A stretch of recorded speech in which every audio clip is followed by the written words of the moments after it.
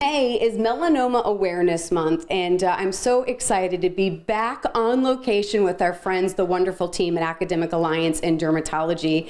And I know for a fact I've met a lot of you and your team, and I know that this is a passion of yours. So again, so happy to be back here with you. And Dr. McMeekin, remind everybody of your background, because I think this is important that you really come with the expertise in making sure that people don't have to die from this. Sure. So I'm board certified in dermatology and internal medicine as well. I'm a fellow of the American Academy of Dermatology, and I'm a clinical professor emeritus of dermatology, pediatrics, and internal medicine at the University of Rochester.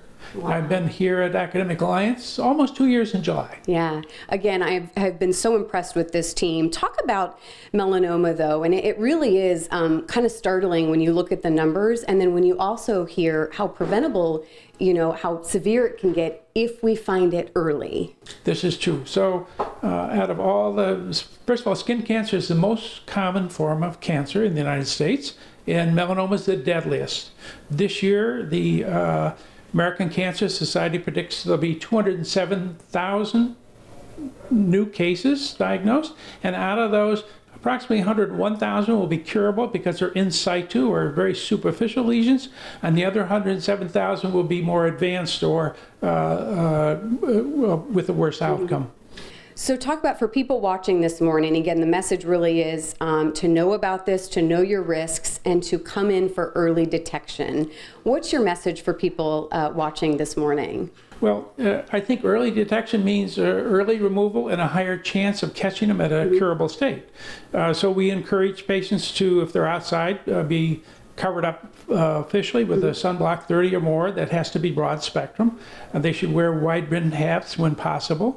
They should avoid the sun on peak hours between 10 and 4. That's hard to do in Florida. It's hard to do, but there's no such thing as a safe tan. So use your good sunblock and enjoy the outdoors, but reapply those sunblocks every 2 to 3 hours. And then when it comes to actually seeing a specialist, seeing somebody like you or someone on your team, what is it that you're looking for? What should people be noticing on their skin to say, you know what, I need to have this checked out?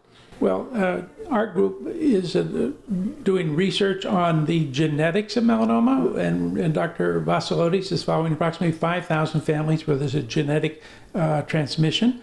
So an evolving lesion, one that's changing, a new lesion, a lesion that was preceded by a mole, one that's changing, one that's greater than 7 millimeters, and a good family history.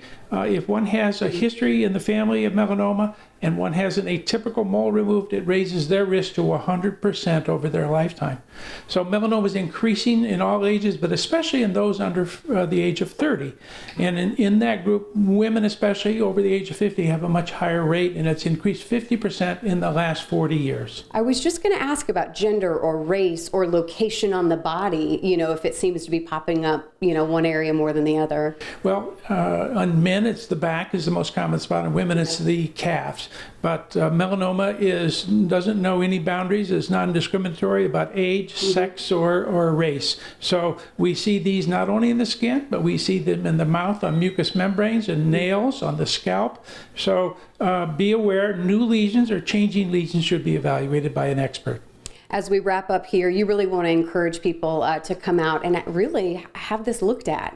Yes, the Academic Alliance in Dermatology is sponsoring 2 free skin cancer screenings on May 15th and May 22nd.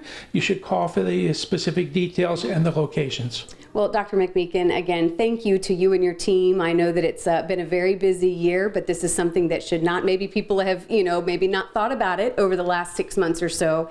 Now is the time because, again, May, Melanoma Awareness Month. So good to see you, Doctor. We appreciate your time. My pleasure. Thank you for inviting us. And we, of course, will put more info on our website as well.